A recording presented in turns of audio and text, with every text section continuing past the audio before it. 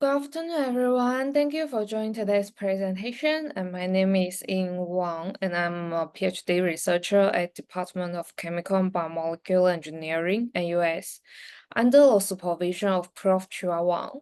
And today, I will be discussing the integrated plastic pyrolysis and catalytic chemical vapor deposition for carbon nanomaterial synthesis and hydrogen production.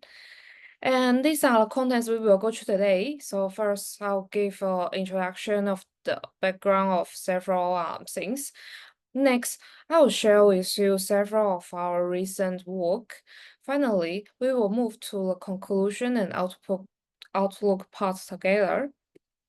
And in the introduction, I will first introduce the background of the plastic and then concepts of pyrolysis and CVD.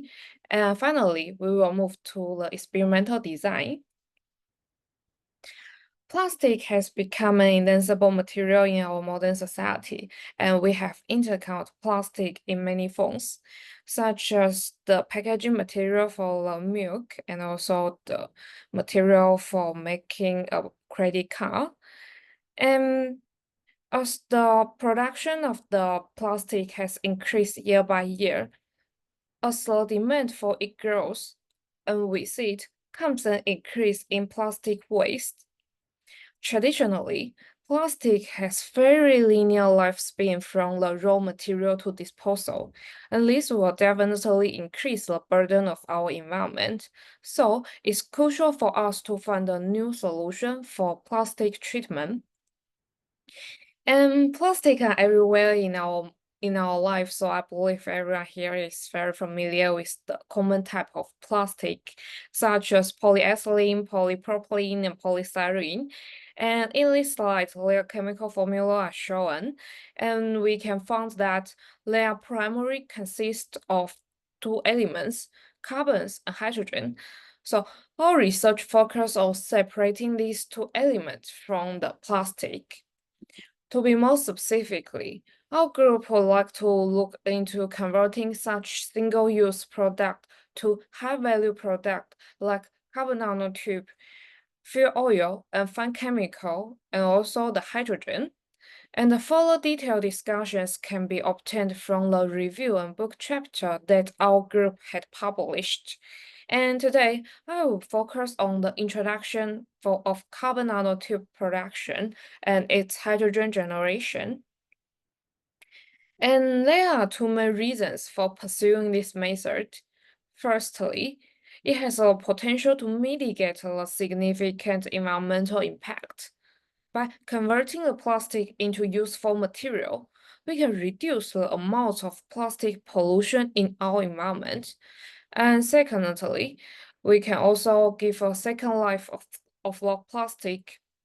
And in another side, we believe that the economic potential for this process is substantial, and the cost for plastic is relatively low, which is around 30 cents per kilogram. And in contrast, the market value of the carbon nanotube is few hundred US dollars per kilogram, and hydrogen sells for around 3 to 5 US dollars per kilogram. And this stark difference in value will highlight the economic benefit of converting the low-cost waste plastic into a high-value product. And as we are going to introduce the integrated method that leverage pyrolysis and catalytic chemical vapor deposition for plastic conversion, let's have a short introduction with the concept. And the definition of plastic pyrolysis is that the plastic wastes are converted into solid, liquid, and gaseous fuel via the thermal degradation of long-chain polymers into shorter and simple molecules in the absence of oxygen. As shown in the right-hand side, the plastic will experience different type of fission depends on its structure and the pyrolysis temperature. Chemical vapor deposition, which is also called a CVD, is a widely used material processing technology in which the thin films are formed on a heated substrate via a chemical reaction of gas phase precursor. And we can see that the reactant gas, which is also called as the chemical vapor, it will react with our catalytic surface, and then some solid material will form in the surface of the substrate, and the unreacted one will be emitted from the surface of our substrate.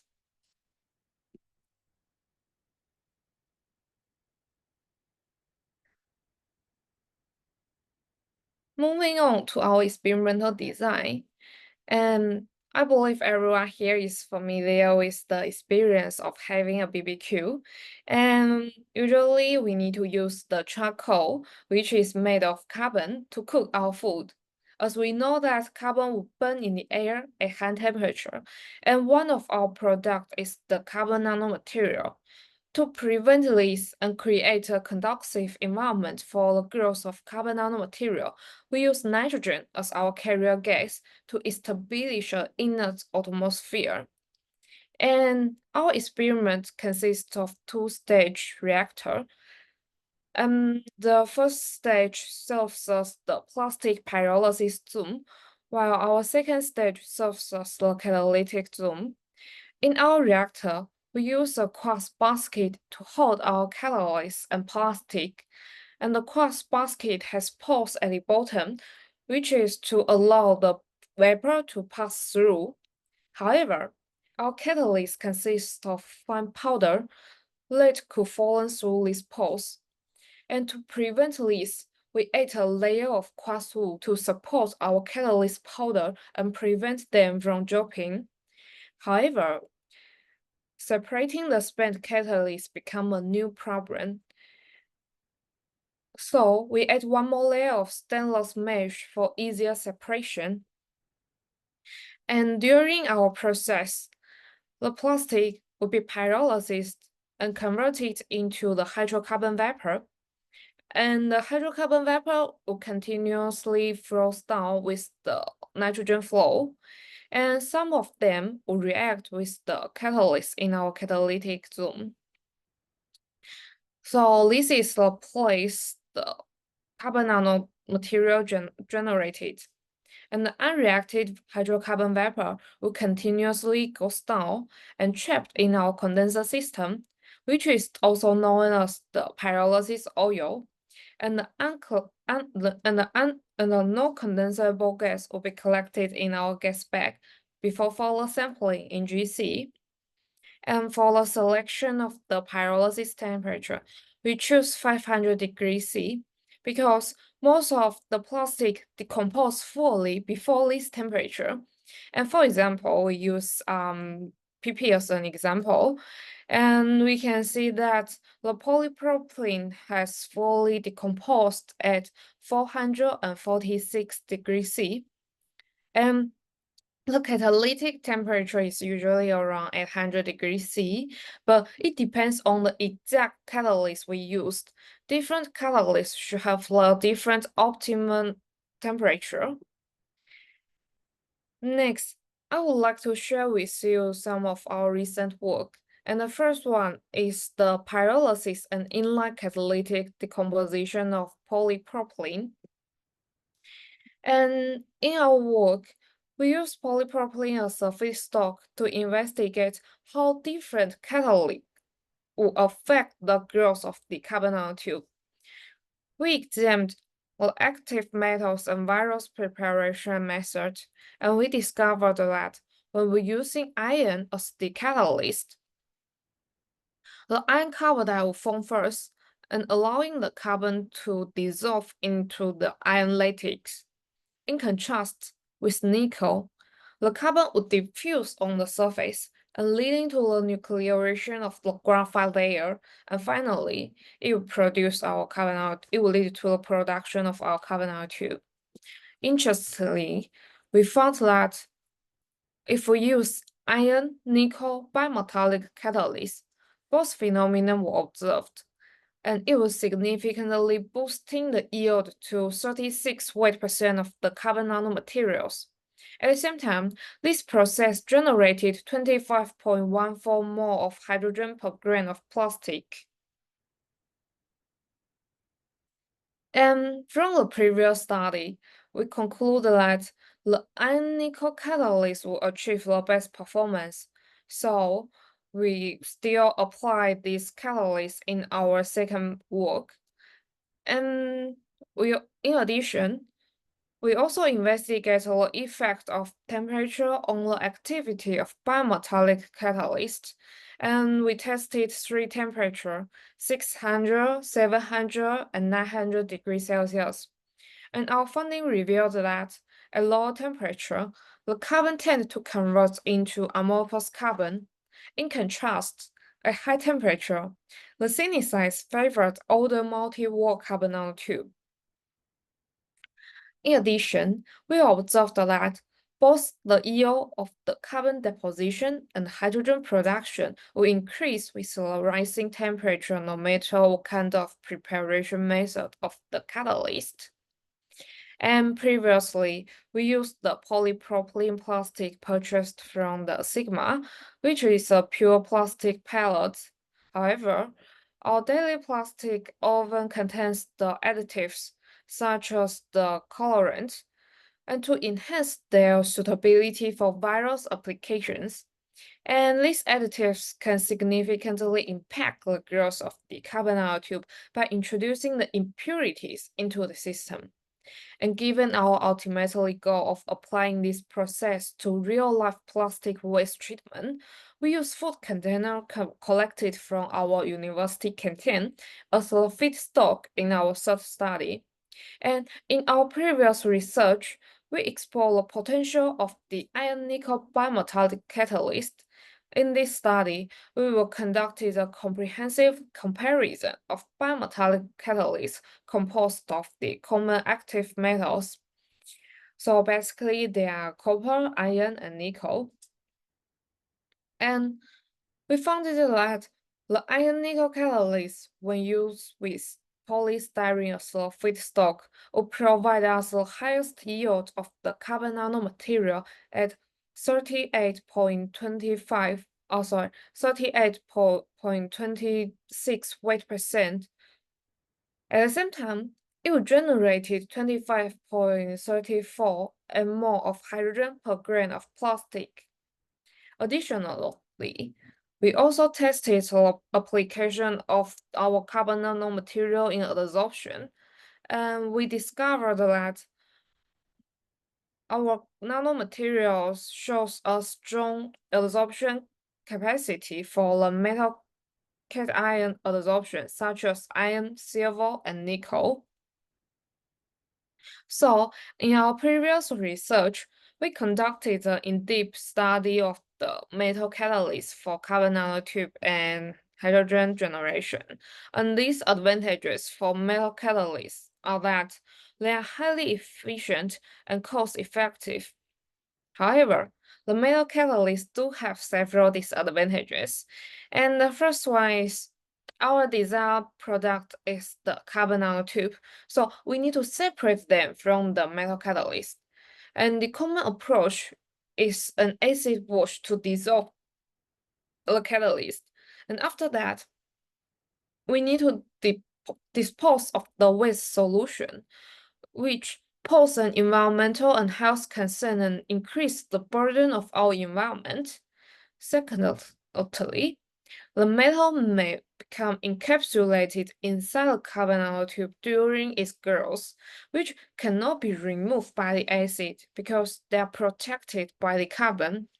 And last, it will affect the carbon purity of the carbon nanotube. And this leads us to consider why not use non-metal catalysts for carbon nanotube growth. And after researching with the literature, we found that it's possible to use diamond as catalyst for carbon nanotube growth. However, we know that diamond is a precious and expensive material, so it's not possible for large-scale production utilize diamond. But when we look into the structure of the diamond, we found that it consists of carbon. So carbon is the actual catalyst during the process. And when we talk about the low-cost source of the carbon, what comes into our mind?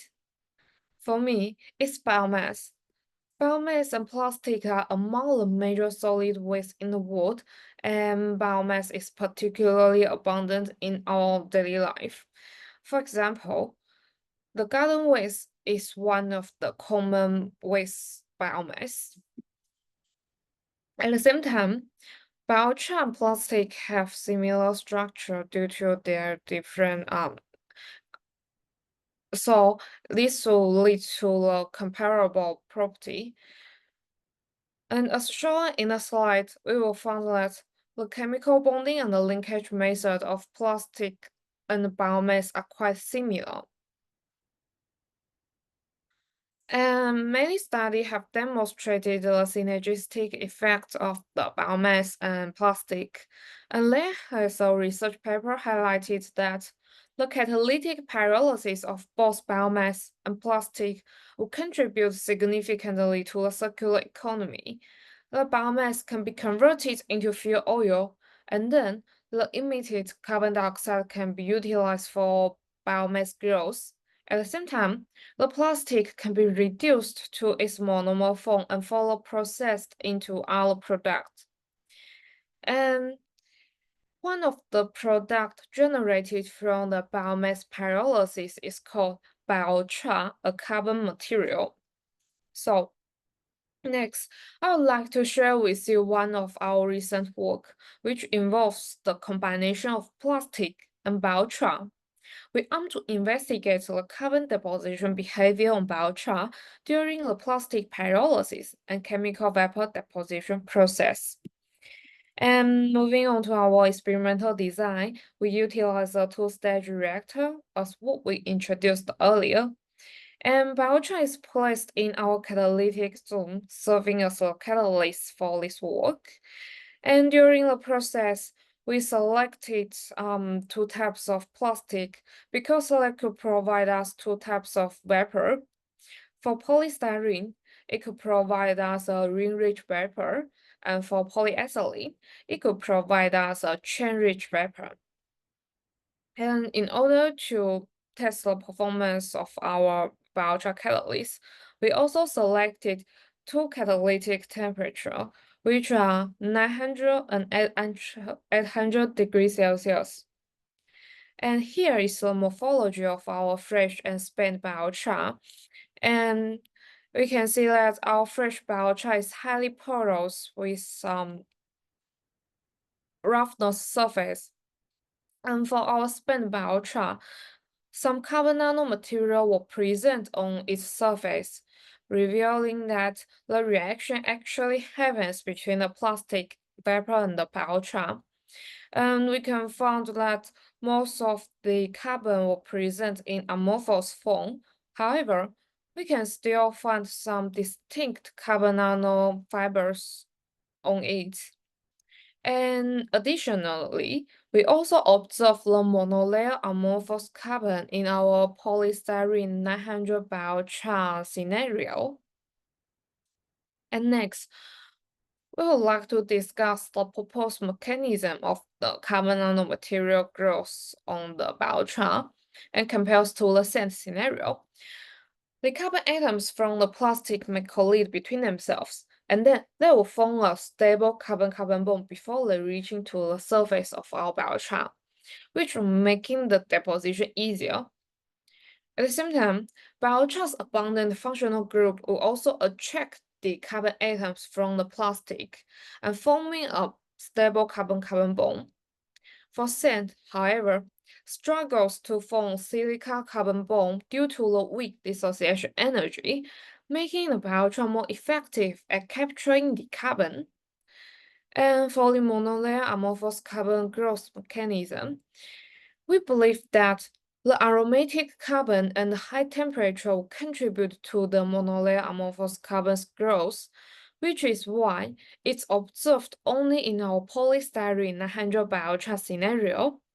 And in addition, there is argument for the aromatic rings in polystyrene during the pyrolysis, and some researcher believes that the aromatic ring is preserved during the pyrolysis, while the others believes that is decomposed into the smaller fragments and reforming a new aromatic ring after the pyrolysis. And in this study, carbon nanofiber is observed in both polyethylene and polystyrene series, supports that the aromatic rings in polystyrene decomposed, but the presence of the monolayer amorphous carbon would support that the aromatic ring is preserved during the pyrolysis. And based on this phenomenon, we get a conclusion that the partial aromatic ring in polystyrene decomposed, preserving others during the pyrolysis. And for the carbon nanofiber, the carbon will react with the sp2 hybridized carbon on our biochar, forming a curved graphite that serves as the carbon nanofiber capped, and this will explain the pointed shape of the fiber cap observed in our TM image, unlike the common hemispherical shape lit by the metal catalyst. And in conclusion for this work, biochar has the ability to attract the carbon deposit due to its abundant functional group and forming the stable carbon-carbon bond. And the two types of plastic were used in this study. The plastic vapors will react with the sp2 hybridized carbon for the carbon nanofiber production, while amorphous carbon formed from the reaction with other carbon types. Additionally, the ring-rich vapor will result in the formation of monolayer amorphous carbon on biochar at 900 degrees C. And next, let's move to the conclusion and outlook.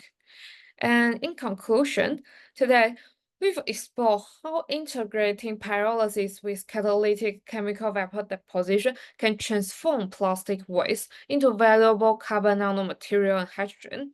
And this approach not only mitigates environmental impact, but also opens new avenue for sustainable innovation and economic growth. Currently, we are engineering the biochar to increase its selectivity towards the carbon nanotube production. At the same time, our group are exploring the different methods for plastic treatment. We have also made the progress in converting the plastic into jet fuels, and detailed discussion can be found in our recent publications. And that's all for my presentation today. Thank you for your attention.